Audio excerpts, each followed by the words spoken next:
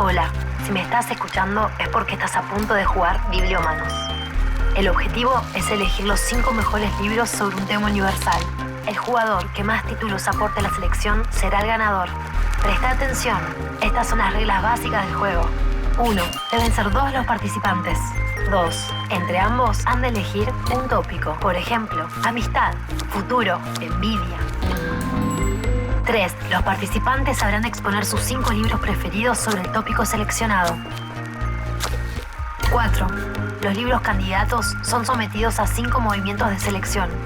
Estos son veto, inamovible, propio descartado, elección cruzada y contienda. 5. El jugador triunfante se hará de los 10 libros en juego. Bienvenidos, esto es Bibliomanos.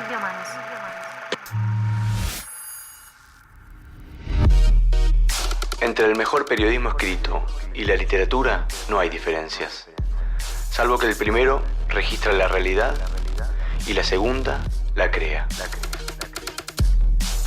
Martín Caparrós dice que la crónica es una síntesis de lo que el periodismo puede hacer con la palabra escrita y viceversa. Un género que hace que las noticias puedan contra el tiempo. El siglo XX y sus guerras, revoluciones y catástrofes ofrecieron a la crónica un lugar desde el que narrar. La literatura puso la forma.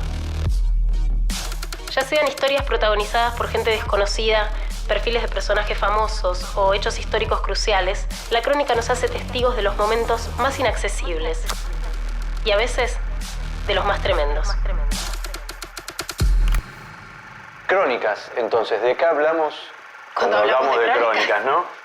Es solo una manera de llamar a lo que podríamos definir como periodismo literario, si querés, periodismo narrativo. Periodismo que tiene la vocación de perdurar en el tiempo, más allá de dar cuenta del hecho del momento. De un contexto, ¿no? Sí. Periodismo por fuera de la actualidad, si querés. Y ese fue precisamente el leitmotiv que guió mi elección. Y otro de los puntos de contacto que tienen varios de mis libros es que son obras de denuncia. Son obras que de alguna manera responden a problemas de la época. Que tienen que ver con lo político y lo social, por eso la llamás de denuncia. De denuncia, que de alguna manera contribuyen a cambiar el estado de situación de las cosas. Yo traté de traer libros más balanceados, que también haya cronistas que hacen de hechos intrascendentes o de personajes famosos grandes crónicas que en principio no tendrían un atractivo por fuera del personaje, pero terminan teniéndolo justamente por la maestría de los propios cronistas. Y hay uno que innova en el género porque es la novela gráfica de un cronista.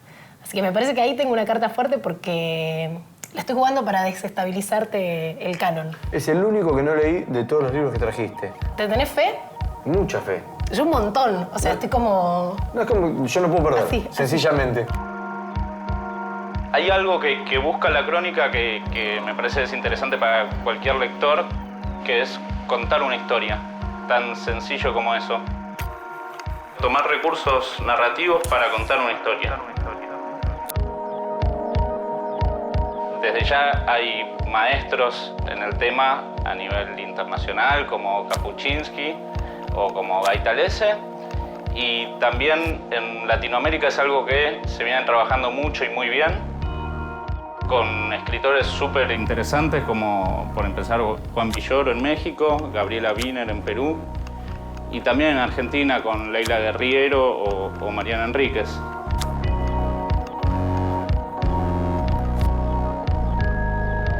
Y recomendaría 3 libros.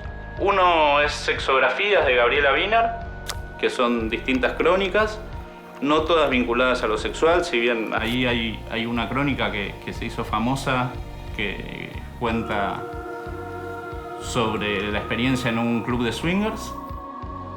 Otro sería Los Malditos, que es una antología de perfiles de distintos escritores con algún rasgo maldito. La antología la hizo Leila Guerriero. Y también recomendaría Alguien camina sobre tu tumba, que son crónicas de viajes a cementerios de todo el mundo. Hay sexo en un cementerio, se roba el hueso de unas catacumbas y también cuenta lo que fue el entierro de los restos de la madre de Marta Dillon, que estaba desaparecida, una vez que los encontró el equipo de antropología forense. Traje, Dios mío, un viaje por la India en busca de Sai Baba. Caparrós emprende un viaje a uno de los países más complejos de narrar de la Tierra, como es la India. Y lo hace íntimamente persuadido por una voluntad de conocer a un Dios de carne y hueso. ¿Y qué es lo que más le llama la atención?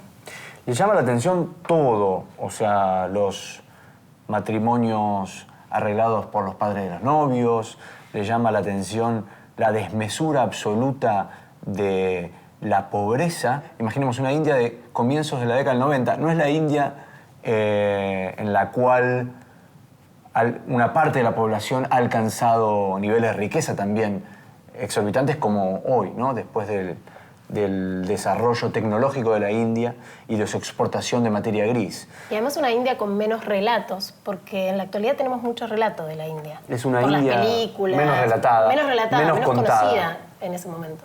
Caparrós viaja con muchísimo respeto a establecer este relato, lo que no lo exime de una dosis de humor negro brutal. Es un libro muy divertido. ¿Se encuentra con el Dios? Finalmente no se encuentra con Sai Baba.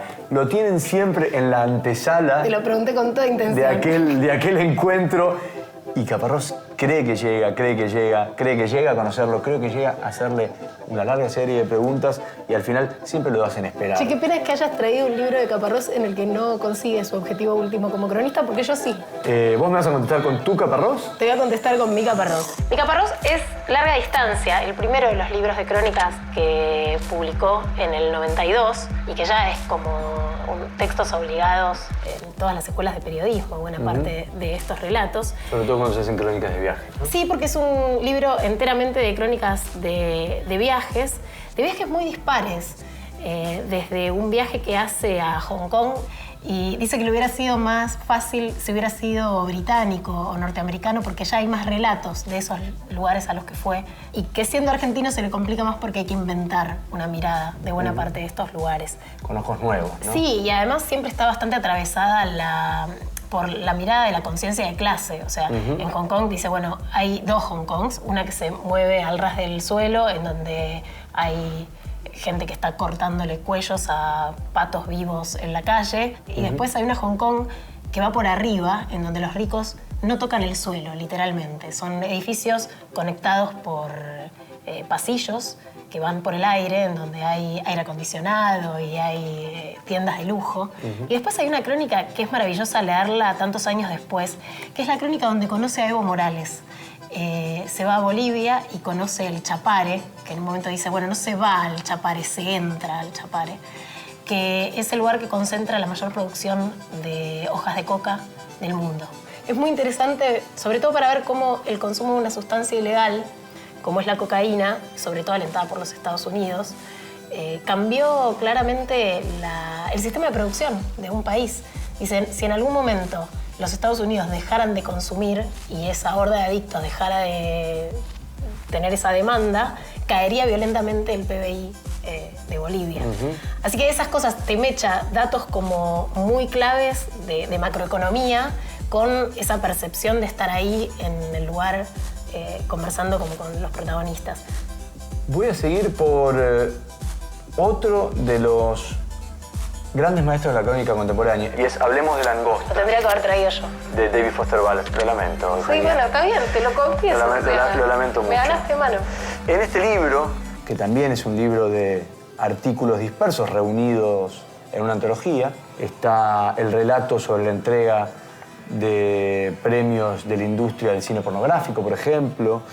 Hay, como en todos los libros de Foster Wallace, algunas piezas vinculadas a la lectura y a la crítica literaria, pero hay sobre todo un relato de no ficción, que es el que le da título al libro, Hablemos de Langostas, y en este caso vuelve a desalentar, a frustrar a quien lo contrata para escribir. Yo lo había hecho en algo supuestamente divertido que nunca volveré a hacer, cuando una revista de viajes lo invita a un crucero En este caso es contratado por la revista Gourmet, una revista de cocina, para ir a contar el Festival de la Langosta en Maine, en los Estados Unidos.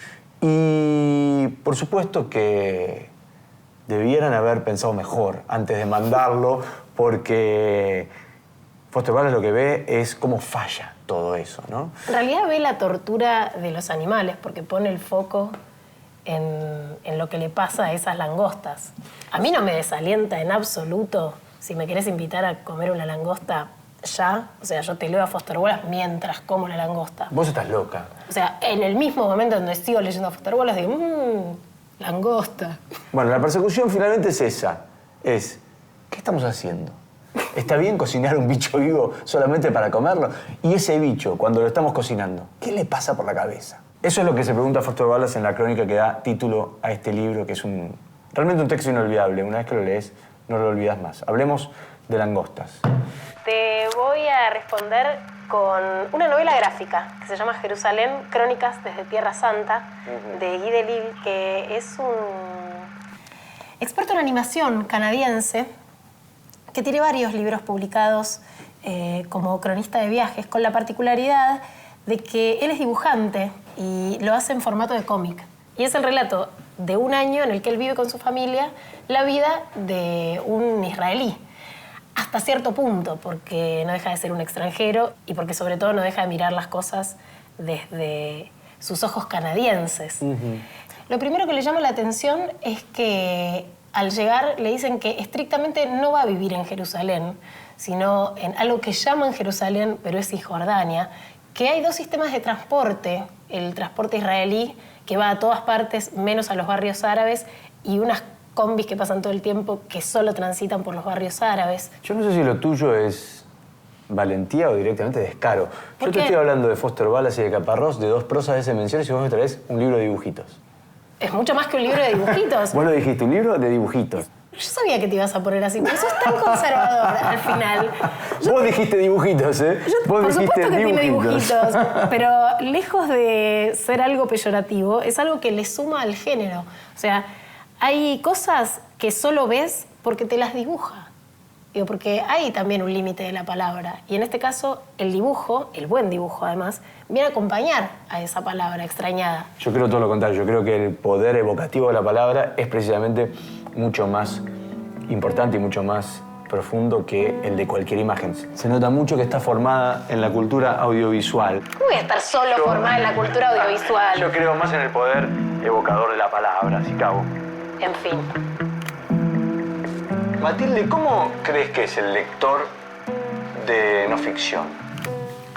Me parece que originalmente era un lector de diarios. Pienso en los años 50, ¿no? Y en esta coincidencia increíble de que sea un género que se cocina o adquiere sus títulos literarios en Estados Unidos y en Argentina prácticamente al unísono, ¿no? Al mismo tiempo. Es un momento en el que la prensa en Argentina y en Estados Unidos tiene una pista impresionante. Son dos países con lectorados enormes, ¿no? Y con diarios provinciales muy fuertes, lo cual es muy importante porque se multiplican los foros en los que se puede escribir y también multiplican los públicos lectores. Creo que es un momento en el que se pasa muy fluidamente del diario a los libros. Si vos pensás concretamente en Capote y en Walsh, en Truman Capote y en Walsh, no por azar surgen de lo que sería la crónica negra, ¿no? De la nota roja. De alguna manera el periodista es el detective, continúa la figura del detective. O sea, el origen de la no ficción contemporánea está íntimamente ligado, relacionado con los medios. Y no solo con los medios, sino con el momento de mayor poder de los medios escritos, de la prensa escrita. Sí, o con momentos de gran modernización. Okay. ¿Viste? Porque finalmente es como la no ficción queda con todo lo que son estéticas realistas, que se van de la ficción. Y de estas redacciones surgen nombres de primera línea, ¿no? Pienso en En la Argentina pienso en Martín Caparrós, pero antes incluso pienso también en Tomás Eloy Martínez, ¿no? A mí me parece que Tomás Eloy es capital en una serie de cuestiones. Él saca su libro Lugar común, la muerte, que creo que es un libro que formó a muchos periodistas, o que por lo menos hizo como una modernización importante, ¿no? Que es justamente relativizar un poco los códigos de la no ficción, darle una cantidad de permisos impresionantes, porque él construye a partir de una entrevista, pero es incomprobable la cuota de verdad que tienen esos textos. Entonces se permite jugar con la fantasía y jugar también con la ficción, aunque las piezas que están reunidas ahí fueron efectivamente, o sea, realizadas como trabajo periodístico, pero se permite, se da todos los permisos a sí mismo. Él es también el que va a poner en tapa a Gabriel García Márquez, ¿no? Y que va a crear el boom, que va a fundar de alguna manera la repercusión del boom de la literatura latinoamericana. Y a la hora de escribir como autora vos, porque vos has escrito muchísimo periodismo, hace 30 años que trabajás de periodista, pero sin embargo tu nombre se relaciona habitualmente con la ficción y con las novelas. ¿Cuál es la presencia de los elementos de no ficción en tu obra? Lo estuvo en mi primer libro narrativo, La ingratitud, que surge de un viaje. Después, El desperdicio está atravesado de no ficción, porque fue a partir de 2001, de 1999, 2000 y 2001, que fueron años muy conflictivos en la Argentina, pero donde todavía teníamos en los diarios grandes superficies para narrar, ¿no? Entonces yo hice muchísima crónica en esos años, pero a la vez me programaba crónicas que yo sabía que iba a usar después, ¿no? Por ejemplo... ¿Que ibas a canibalizar en las novelas? Claro, totalmente, mirá. sí. Vos escribías notas periodísticas y sabías en ese momento que esas notas las ibas a usar en tus novelas. Claro, incluso dejaba cosas afuera o incluso producía cosas que no salían en la nota. Hay un solapamiento entonces ahí entre la no ficción y la ficción, ¿no? Sí, y no es un detalle, porque, por ejemplo, yo tengo un modo de vida antiguo, si se quiere, porque sigo trabajando en una redacción. Entonces, la actualidad sigue siendo un insumo importantísimo para mí, más que tal vez la imaginación. 9 de junio de 1956.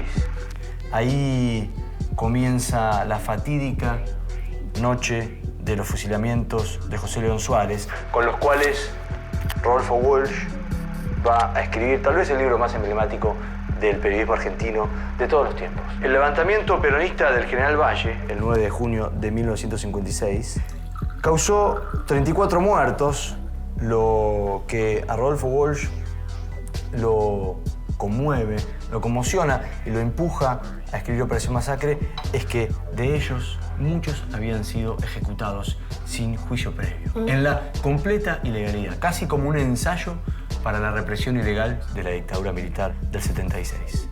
Walsh se entera que hay un sobreviviente, hay un fusilado que vive, como dice en el prólogo, y va en busca de él, pero inmediatamente cuando logra dar con ese fusilado que vive y su relato de esa noche siniestra, a Walsh lo conmueve tanto que cambiará su vida. O sea, pasa a la clandestinidad, incluso empieza a ser sensible a el peronismo. Sí, Walsh se afianza en un compromiso político que tal vez antes tenía, pero más desdibujado, ¿no? Y es como si naciera de nuevo Walsh, ¿no? A partir de la investigación de Operación Masacre, este libro es el origen de todo. Este libro, te digo, va a ser tu mayor temor a la hora de jugar el juego con de iguales hoy, ¿no? dosis de cariño y de temor lo estoy mirando a Rodolfo Walsh en su Operación Masacre. Tengo mucha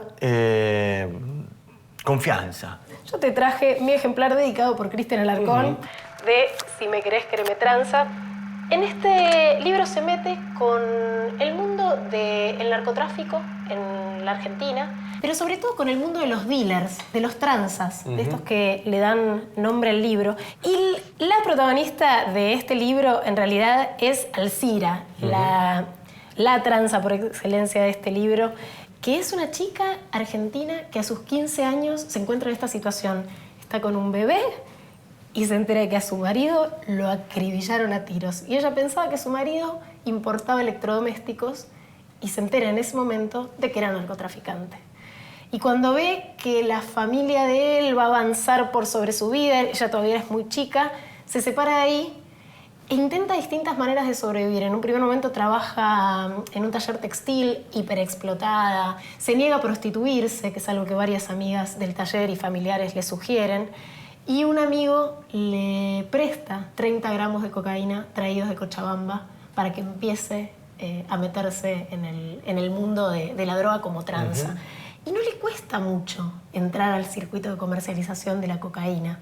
En un momento el libro dice, no es difícil entrar, lo difícil es permanecer. Pero es una gran investigación periodística que además está narrada a veces en primera persona, asume la primera persona de sus entrevistados. Sí, se involucra también Cristian Alarcón, el autor, en cuerpo en el propio texto, ¿no? Sí. Lo mismo que Rodolfo Walsh en el prólogo de Operación Masacre. Él es parte fundamental del comienzo de la historia, ¿no? Sí, y en este caso incluso Alcira le pide en un momento que sea el padrino de su hijo y Alarcón termina diciéndole que sí. O sea, hay un involucramiento muy fuerte con los personajes que retrata, lo cual la hace una crónica, bueno, para mí muy imprescindible, si me querés, Quereme Tranza, de Cristian Alarcón. Venimos de Walsh, volvemos a Walsh, que le hace el prólogo a este ejemplar de Los que luchan y los que lloran, de Jorge Ricardo Massetti. Estamos hablando de uno de los grandes periodistas de la Argentina. En el año 58 era reportero de Radio El Mundo y decide ver qué está pasando en Cuba. Recordemos que la Revolución Cubana triunfaría recién a principios de 1959. Así que Massetti, casi sin ningún contacto y de manera completamente ilegal, se mete, no declarando ser periodista, en Cuba. En la Cuba todavía de Fulgencio Batista. Y llega a conocer y a entrevistar por primera vez a Castro y a Guevara. Lo transmiten por Radio Rebelde y los isleños, los cubanos, escuchan a los líderes revolucionarios por primera vez gracias a Massetti. Y este libro cuenta la historia de esos viajes, de esos ingresos ilegales en la isla de contrabando, camuflado, con pasaporte falso, y obviamente reproduce buena parte de las entrevistas que Massetti y además queda la historia de la Revolución Cubana, digo, porque es justo el antecedente a la toma del poder. Por supuesto. ¿Y por qué los que luchan y los que lloran? Porque Massetti, según él, pertenecía a los que hablan a la distancia, a los que están todo el tiempo llorando, pero que hay otros que están en la lucha. Y tanto Massetti está convencido de que tiene que estar de la parte de los que luchan, que él mismo se convierte ya no en un periodista revolucionario, sino que después en un revolucionario a secas, claro. Y se convierte en un revolucionario a secas. Y es, si querés, el enviado de el Che Guevara para instaurar el primer foco guerrillero en Sudamérica. Y de hecho Massetti termina siendo asesinado y desaparecido en la selva salteña en el año 64. Nunca se supo nada de él. Él llegó con un grupo de combatientes denominados o autodenominados Ejército Guerrillero del Pueblo y son cazados en la selva salteña y son fusilados. Antes había habido algunas escaramuzas y de Massetti nunca se sabe nada más. Y yo tengo una carta fuerte que es Retratos y Encuentros de Gay Talís. Es uno de los exponentes del nuevo periodismo norteamericano. Me traes un yanqui para luchar contra la revolución. Sí. Imperialista. Un pinche yanqui imperialista. Pero voy a jugar con una de sus crónicas que se llama Frank Sinatra está resfriado. Tal vez la más famosa, sí. Y es para mí una clase de cómo hacer un perfil de un personaje famoso. Porque lo que logra a partir de una anécdota tan trivial, que es que Frank Sinatra está resfriado, es hacer un panorama completo de la vida de este personaje público. Dice en un momento: Sinatra era víctima de un mal tan común que la mayoría de las personas lo consideraría trivial, pero cuando este mal golpea a Sinatra, puede precipitarlo en un estado de angustia, de profunda depresión, de pánico e incluso de ira. Sinatra con gripe es Picasso sin pintura, Ferrari sin combustible, solo que peor. Y a partir de ahí Lo que muestra es el carácter absolutamente irritable de Sinatra, que era un tipo que se movía con un séquito de amigos, pero también de aduladores, esa gente que llevaba como caravanas de amigos en sus giras, que además era bastante tirano y que se comportaba como una suerte de capo mafia del sur de Italia, y de hecho fue acusado de tener contactos con los mafiosos italianos en Nueva York. Y hay un talento que tiene Gaitaliz, que es, a diferencia de buena parte de los nuevos cronistas que muchas veces se ponen en primera persona, acá el cronista es invisible. Vos no sabés cuál es el vínculo que Gaitaliz tuvo con Sinatra, si lo entrevistó cuántas veces, cuánto estuvo presente, cuál es la relación entre ellos, porque realmente es un cronista que, lejos de aparecer en primera persona, es absolutamente invisible. Pone en primera plana a ese personaje enorme que era Sinatra, que termina pintando a Frank Sinatra quizás mejor que lo que él mismo hubiera dicho de sí, Exacto. Una crónica genial, la verdad. Legendaria. Legendaria crónica del nuevo periodismo norteamericano. Bueno, y nos queda el último, Nos queda el último. que es Huesos en el Desierto, de Sergio González Rodríguez. Era un periodista mexicano que en un principio se dedicaba a la crítica literaria, a dirigir suplementos culturales, pero que de a poco se va interesando en una serie de crímenes que luego, con el correr del tiempo, se convertirán en los famosos femicidios de Ciudad Juárez, ahí en el estado de Chihuahua, en la frontera de México con los Estados Unidos.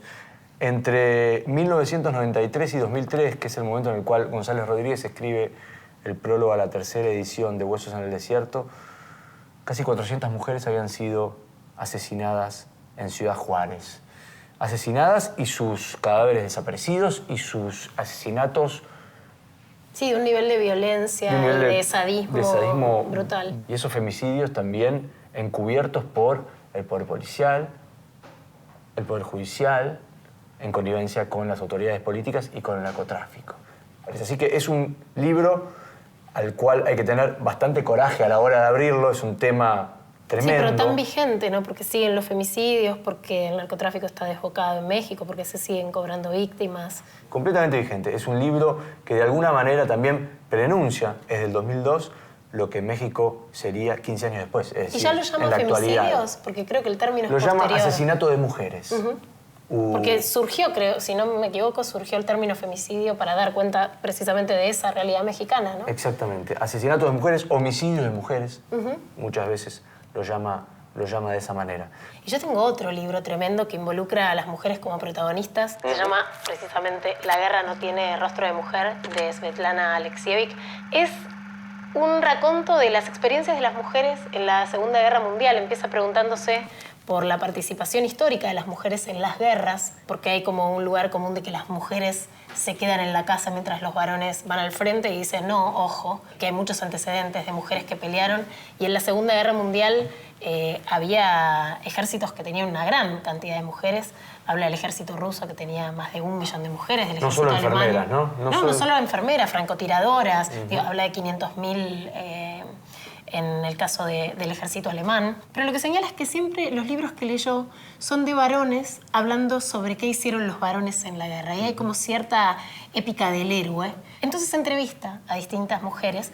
Y hay una lección narrativa muy curiosa de este libro, que es que alterna los testimonios de las mujeres sin dar cuenta de quién es cada una, ni de las edades, ni de qué exactamente hacía. Es como un gran mosaico de voces femeninas que estuvieron en la guerra, y la verdad es que las anécdotas que cuentan son estremecedoras. Coro de voces. Curioso porque esta forma de narrar de Alexievich, como decís vos, elidiendo las preguntas, solamente poniendo en juego en la narración las voces de los demás, las respuestas, es casi como la sustracción. Uno podría pensar que es como la sustracción autoral, no hay autor. Exacto. Sin embargo, el trabajo está en el montaje de esas declaraciones, de esas conversaciones, ¿no? De esas voces. Es un muy gran interesante. libro y muy tremendo. Sí, y aparte porque es muy distinto a todo lo demás que trajimos, ¿no? Así que, bueno, vamos a ver. Tal vez intuyo cuál vas a elegir. Puede ser. Javi, ¿recordás cuál fue la primera crónica que hayas leído y hayas dicho, acá hay un género que me interesa? Hay una que salió, que el otro día me encontré en la revista de casualidad, buscando papeles viejos. Salió en el año 2004 en el número 50 de la revista Gato Pardo. La escribió Mouat, un autor chileno, un periodista chileno, y es sobre un tipo que que estaba yendo en tren hacia el norte de Chile y en el desierto de Atacama baja en una estación y nunca más aparece. Eso fue en 1956 y encuentran el cadáver ya esquelético en 1999. Y cuando leí esa crónica me impactó muchísimo. Yo ya venía, ya trabajaba como periodista, ya venía leyendo artículos largos, pero creo que esa fue la primera que dije, qué crónica increíble. Cuando pensás en una crónica bien narrada, ¿en qué pensás? Pienso en ritmo, pienso en análisis, narración. La crónica tiene que tener todo eso y también tiene que tener contexto, tiene que ayudarte a pensar algo, a entender algo. Tiene que hacer que, por ejemplo, ese caso nos cuente algo sobre el desierto de Atacama o sobre los trenes de Chile, ¿no? Digo, por decir algo. Una crónica tiene que poner en escena y hacer un mundo de lo que está contando. ¿Cuál fue el tema más extraño que hayas leído que trató una crónica? Que dijiste, qué raro que alguien haya podido hacer de este tema una crónica. Una crónica que se llama Correrías de un infiel, es un libro de Osvaldo Baigorria. Y en este libro lo que él hace es ir a buscar la historia de Manuel Baigorria, un militar argentino del siglo XIX que desertó y que se fue a vivir con los indios. Entonces Baigorria, el autor, no sabe si es descendiente de este señor Baigorria, el militar, pero en un punto ya no importa, porque está tan bien contado, tan bien escrito y está explicitado lo que él no sabe y lo que él sí sabe, que me parece que es un juego de estilo muy, muy divertido, muy interesante. ¿Qué crees que es lo que se está haciendo más novedoso dentro del género? Para mí sin duda pasa por esta experimentación formal que incluso algunos autores llevan a la poesía. O sea, hay un libro de Alberto Fuguet, un escritor chileno, que se llama Missing, perdido, Missing con doble S. Cuenta la historia de su tío que se perdió en Estados Unidos. Ese libro, Missing, es un juego total de registros, ¿no? Y hay una parte que es incluso poesía, poema, de no ficción, para contar esta historia. Y Caparrós también lo hace en El Interior. En ese sentido me parece que la crónica o la no ficción no tiene nada que envidiarle a la ficción. No importa tanto si la historia es basada en hechos reales, si la historia es imaginada. Lo que importa es cómo la escribís ahora. Y por eso despega tanto de los medios, ¿no? Y se mete ya en el mercado editorial, por eso son libros ahora. Y algunos intercambios con otros géneros, por ejemplo con la novela gráfica, que le dio algunas cosas últimamente que son totalmente cronistas, pero que se apoyan en el Sí, eso dibujo. me encanta. Me olvidé decírtelo, pero Joe Sacco es el que inventó, es por ahí el referente más grande de eso. Es un tipo que va a Palestina, va con su blog, con su libretita y hace notas, pero en vez de escribirlas las dibuja como en un cómic. Y eso es periodismo también, y es crónica, ¿no? Y se ve buenísimo. ¿Y crees que hay un abuso del género en relación a la crónica roja, a la pobreza, a algunos temas que están como muy sobrevisitados? Sí, como con cierto morbo, digo. Es un problema en los medios de comunicación en general, ¿no? Porque lo que da rating también es eso. Y es un problema de que es fácil, quizás, o sea, es un problema de pereza. Hay también un doble problema que es encarar esos temas desde un punto de vista maniqueísta, o sea, sin complejizarlos, sin buscar que esos temas hablen de algo más. Como te decía, para mí la historia tiene que ser más grande que sí misma, ¿no? Entonces, si vamos a contar un crimen, que sirva para hablar de algo más. Hablemos de Langostas, David Foster Wallace. Cómo escribir una historia apasionante sobre un tema de los menos interesantes. Si me querés, créeme tranza, Cristian Alarcón. Una investigación de años que, sin dejar pistas para la policía, muestra el mundo de los narcos peruanos en Argentina. Dios mío, un viaje por la India en busca del Sai Baba, Martín Caparrós. Un viaje al corazón de la India con la intención de conocer a un dios de carne y hueso. Frank Sinatra está resfriado, Keita Liz. Cómo una de las enfermedades más comunes puede revelarle a un cronista la personalidad de una de las grandes figuras de la música. Los que luchan y los que lloran, Jorge Ricardo Massetti. La mayor hazaña individual del periodismo argentino, según Rodolfo Walsh. Larga distancia, Martín Caparrós. Relatos de viajes que van desde la vida en Pekín hasta la lucha de los cocaleros bolivianos. Operación Masacre, Rodolfo Walsh. la investigación de los fusilamientos ilegales que dio origen a un nuevo género literario, la no ficción.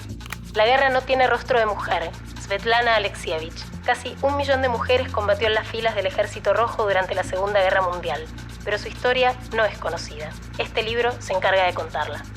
Huesos en el desierto, Sergio González Rodríguez. Ciudad Juárez o el infierno en la tierra. Ese lugar donde las mujeres son violadas y asesinadas sistemáticamente. Jerusalén, Guy Delisle. La situación actual en Israel y Palestina contada a través de viñetas.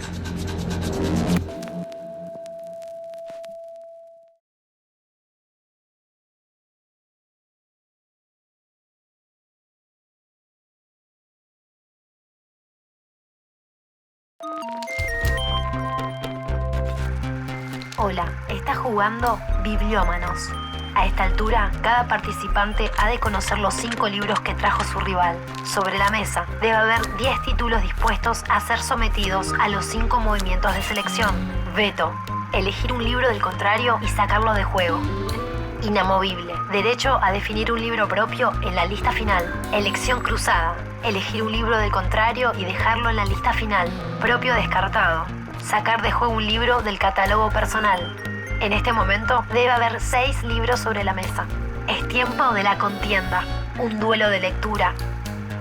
Si este programa saliera en vivo, likes como el tuyo y el de otros bibliómanos definirían la contienda. Pero como ha sido grabado, nos hemos puesto un poco caprichosos y hemos decidido que sea ella quien defina el ganador. A jugar, bibliómanos. A jugar. Qué difícil va a estar esto. Va a ser una pelea. Hay buenos libros sobre una la pelea realmente dura. Pura realidad, además, tenemos hoy sobre la mesa. A ver, mi inamovible. Los que luchan y los que lloran, de Jorge Ricardo Massetti. Esta historia que todavía reclama, casi te diría, a grito ser filmada. La mayor hazaña individual del periodismo argentino, según la declaró Rodolfo Walsh, que es quien escribe el prólogo a esta edición de Jorge Álvarez del libro de Massetti. Así que me quedo con Massetti como inamovible porque de alguna manera recoge también las virtudes de todos los libros que traje hoy. Mi inamovible va a ser Jerusalén, de Guy Delisle. Así no me lo sacás. Los dibujitos. Porque si no va a quedar afuera. ¿Qué eran los dibujitos? Los dibujitos, que es un libro que en 2012 obtuvo el premio en el Salón Internacional del Cómic al mejor libro de ese año, y que captura como pocos libros las tensiones sociales, políticas y armamentísticas, ¿no? de la situación israelí-palestina en este momento, desde la mirada de alguien que vive una vida cotidiana, o que intenta vivir una vida cotidiana. Jerusalén, entonces. Jerusalén, de Guy Delisle. Crónicas desde Tierra Santa. Sí. Y ahora, a ahora? vetar.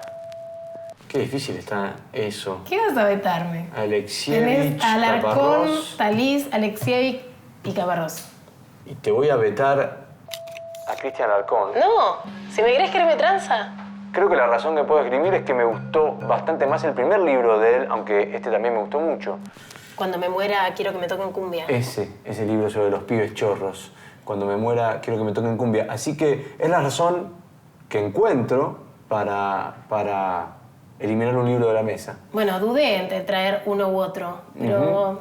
Si hubieras traído el otro, me habrías puesto en problemas. Así que Bueno, sale Alarcón. a mi pesar, queda fuera si me querés que me tranza. Y ¿Qué vas a hacer? Porque yo la tengo Caparrós- re fácil. Caparrós mata a Caparrós, así que el tuyo se va. Ah, Clarísimo. jugué mal en este Clarísimo. caso, está clarísimo. Clarísimo. Así Porque te digo, Dios mío. Se te fue. lo puse bien sencillo. Entonces, pero bueno, Sencillísimo. sigue Queda habiendo un amiga caparrós para- sobre la mesa, que es el Sí. tuyo. La crónica es un cuento que es verdad, dijo Gabriel García Márquez. Y me gusta esa definición de crónica. Entenderla como una especie de cuento o relato, como una ficción verdadera. Casi sin darnos cuenta de todo el tiempo estamos haciendo crónica. Cuando hablamos de un viaje, cuando contamos algo que nos pasó por casualidad o de nuestra propia vida. A mí me gusta la crónica porque de alguna manera me lleva al registro. Al registro, pero que a su vez implica como la mirada subjetiva del escritor. Lo que no sabía era que la crónica como registro me iba a servir tanto a la hora de crear. Tengo cuadernos de cada una de las creaciones que abordé, desde Cámara Lenta, que fue la primera de Tato Pavlovsky, hasta De Ilusiones se vive, que fue la última que hice. Y en esos registros, de alguna manera, uno va volcando todo lo que quiere de alguna forma atrapar. En el arte, cuando uno crea, explora y abre un abanico grande y empieza a jugar. Y en esos registros que uno tiene desde el minuto 1, desde testimonios, dibujos, frases, personajes, estudios de campo que uno hace, empieza a crear esa historia. Creo que la crónica es un transitar que nos lleva a poder construir y contar una historia. ¿Elección cruzada? Elección cruzada. Y bueno, hagamos el siguiente movimiento natural, que quede Caparrós. No se van a ir los dos libros de Caparrós. Larga distancia, el tuyo por el mío, las crónicas que van de China a Bolivia, el primer libro de crónicas de viajes de Martín Caparrós, este gran cronista argentino que tenemos viviendo circunstancialmente fuera de la Argentina. Y yo, a pesar de que puedo seguir comiendo sin culpa langostas después de haber leído su crónica, me voy a quedar con David Foster Wallace. Sabía que ibas a elegirlo, también jugamos bien los dos. Ahí. Porque además de esa crónica, está la crónica de la industria del porno, de esos premios locos que se dan en Las Vegas. Hay una crónica que habla de Dostoyevsky, de Kafka. Exacto. Es un libro enorme y además me gusta mucho la pluma de Foster Wallace, así que... Y ahora nos quedan dos cada uno. Y ahora nos quedan autodescartarse. dos ¿Qué te cada vas a...? O sea, ¿qué vas a hacer? No, ¿Vas a Rodolfo Walsh o sea, sobre la ¿con mesa? qué voy a la contienda? ¿Con lo siniestro de Huesos en el Desierto o con lo siniestro de José León Suárez de Operación Masacre? Operación Masacre va a ser el representante de mi contienda y González Rodríguez se va a quedar por acá, cerca, haciéndome compañía también, esta gran denuncia de Huesos en el Desierto, que ya va a volver a mi biblioteca muy prontamente porque confío mucho en el poder de la palabra de Rodolfo Walsh. Bueno, estuviste clásico y de vuelta me lo dejaste re fácil porque a Operación Masacre solo le puedo contestar con La guerra no tiene rostro de mujer. Solo con un Nobel, ¿no? Y solo con el relato de la brutalidad, digo, a brutalidad más brutalidad. Y sí. Así que, nada, maestro de la crónica norteamericana, pero se va a quedar afuera Gaitalis. Bueno, ya veré qué hago con ese libro que también tengo repetido, seguramente lo regalaré cuando te gane. Me encantaría llevarme esa edición No, que tenés. esta es la... Y esta me encanta. De No ninguna sé, manera. Esa de Jorge Álvarez, ¿no? Y esta es la cuarta edición de Operación Masacre, la definitiva, la que Walsh revisa, la última que Walsh revisa y que queda como definitiva, así que le voy a poner mucho empeño a la lectura. Bueno, ¿te tenés confianza a leer? Vamos a leer. Dale. Me entregaron la medalla y ese mismo día llevamos a cabo otra operación militar. Aquel día por primera vez tuve, bueno, lo que tenemos las mujeres. Vi la sangre y lancé un grito. Me han dado. Con nosotros estaba un técnico sanitario, un hombre muy mayor. Enseguida se me acercó. ¿Dónde te han dado? No lo sé, pero estoy sangrando. Me lo explicó como si fuera mi padre. Después de la guerra me pasé 15 años más saliendo de reconocimiento. Cada noche. En mis sueños me fallaba el fusil automático o bien nos rodeaban. Me despertaba rechinando los dientes. Trataba de situarme. ¿Dónde estoy? ¿Allí o aquí? La primera noticia sobre los fusilamientos clandestinos de junio de 1956 me llegó en forma casual, a fines de ese año. En un café de La Plata, donde se jugaba al ajedrez, se hablaba más de Keres o Nimzovich que de Aramburu y Rojas, y la única maniobra militar que gozaba de algún renombre era el ataque a la bayoneta de Schlesser en la apertura siciliana. Recuerdo cómo salimos en tropel, los jugadores de ajedrez, los jugadores de codillo y los parroquianos ocasionales, para ver qué festejo era ese, y cómo a medida que nos acercábamos a la Plaza San Martín, nos íbamos poniendo más serios y éramos cada vez menos. Y al fin, cuando crucé la plaza, me vi solo. Y cuando entré a la estación de ómnibus, ya fuimos de nuevo unos cuantos, inclusive un negrito con uniforme de vigilante que se había parapetado detrás de unas gomas y decía que, revolución o no, a él no le iban a quitar el arma, que era un notable Mauser del año 1901. Estaba embarazada del segundo. Mi hijo tenía 2 años. Yo estaba encinta. Estalló la guerra. Mi marido combatía en el frente. Me fui al pueblo donde vivían mis padres e hice, ya me entiende, aborté. En aquella época estaba prohibido. ¿Cómo podía dar a luz? Alrededor había tanto dolor. ¿Cómo se puede dar a luz si te rodea la muerte? Hice un cursito de criptografía. Me enviaron al frente. Deseaba la venganza por la hija que nunca tuve, a mi niña. Pedí el traslado a primera línea. Me dejaron en el Estado Mayor. Mi casa era peor que el café y peor que la estación de ómnibus, porque había soldados en las azoteas y en la cocina y en los dormitorios, pero principalmente en el baño. Y desde entonces he tomado aversión a las casas que están frente a un cuartel, un comando o un departamento de policía. Tampoco olvido que pegado a la persiana oí morir a un conscripto en la calle y ese hombre no dijo «Viva la patria», sino que dijo «No me dejen solo, hijos de puta». Libraga me cuenta su historia increíble. La creo en el acto. Así nace aquella investigación, este libro. La larga noche del 9 de junio vuelve sobre mí. Por segunda vez me saca de las suaves, tranquilas estaciones. Ahora, durante casi un año, no pensaré en otra cosa. Abandonaré mi casa y mi trabajo. Me llamaré Francisco Freire. Tendré una cédula falsa con ese nombre. Un amigo me prestará una casa en el Tigre. Durante 2 meses viviré en un helado rancho de Merlo. Llevaré conmigo un revólver. Y a cada momento, las figuras del drama volverán obsesivamente. Libraga, bañado en sangre, caminando por aquel interminable callejón por donde salió de la muerte. Y el otro que se salvó con él, disparando por el campo entre las balas. Y los que se salvaron sin que él supiera. Y los que no se salvaron. Esa es la historia que escribo en caliente y de un tirón, para que no me ganen de mano. Pero que después se me va arrugando día a día en un bolsillo porque la paseo por todo Buenos Aires y nadie me la quiere publicar. Y casi ni enterarse. Es que uno llega a creer en las novelas policiales que ha leído o escrito y piensa que una historia así, con un muerto que habla, se la van a pelear en las redacciones. Piensa que está corriendo una carrera contra el tiempo. Que en cualquier momento un diario grande va a mandar una docena de reporteros y fotógrafos como en las películas. En cambio, se encuentra con un multitudinario esquive de bulto.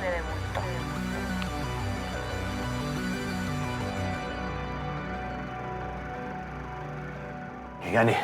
Ahora sí. Bueno, con Rodolfo Walsh, ¿qué te voy a decir? ¿No te duele tanto? Me duele que queden afuera los testimonios de las mujeres en la guerra porque además te autodescartaste Huesos en el desierto, entonces no quedan ni los femicidios, nada. ¿Vamos a pasar este mal trago con un buen trago?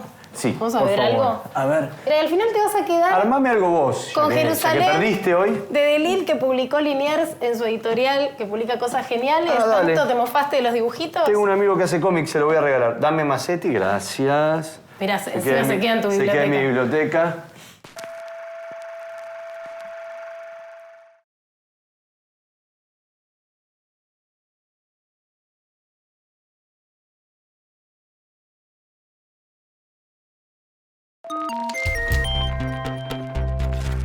Hola, si seguiste las instrucciones al pie de la letra, tal vez tengas un botín de 10 libros en tu poder. Esto te convierte en el ganador de Bibliómanos. Bueno, salud. Salud. Ay, qué cara de circunstancia que tenés de repente. Y perdí, me quería llevar tu ejemplar. No, Quería no, llevar los disculpa, peluches de los que lloran. discúlpame. Déjamelo ver un rato. Mira, quedaron 3 argentinos y hay algo curioso. Jorge Ricardo Macetti fue jefe de Rodolfo Walsh en la agencia Prensa Latina. Y Rodolfo Walsh fue jefe de Martín Caparrós en el diario Noticias. Y después, bueno... David Foster Wallace, que no podía no estar. Y quedó representada la crónica en novela gráfica. La crónica ilustrada, sería, La crónica ¿no? ilustrada. Un libro de cómics de no ficción. Bueno, mantuve mi biblioteca intacta. Bueno, yo no. ¿Qué perdí? Perdí a mi amigo Alarcón. Esta está dedicada. En realidad, sí, casi te diría que mi problema de hoy es que los 3 libros que me estoy llevando los tengo. Pero bueno, ya ¿Es un problemón? encontrarán nuevos lectores, ¿no? Este me lo llevo. Tiene dedicatoria. Mirá qué fea edición, pero qué gran libro. No, dame ese libro. No. Vení para acá. Pero no vale. Las cosas que están dedicadas por amigos, no, Maxi. Mira. Salud. Cuando hablamos de libros Sobre crónicas se me ocurren muchísimos, obviamente. Pero del que más me interesaría hablar es de un libro que se llama Extra. Es un libro de crónicas policiales. Escrito por dos periodistas, uno de ellos Osvaldo Aguirre y el otro periodista es Javier Sinay. Es un libro donde estos chicos hicieron un trabajo de investigación y compilación importantísimo. A través de estos relatos policiales, de los cuales algunos son de los años 1800 y tanto, y hasta nuestros días. Ellos tuvieron especial atención en darle importancia a la forma que se relataba las crónicas policiales en aquella época. Hay muchos casos que no son tan conocidos ni emblemáticos, pero que sí son curiosos y que además la forma del relato de los periodistas de la época lo hacen mucho más atractivo. Y hacen mucho más fascinante este libro.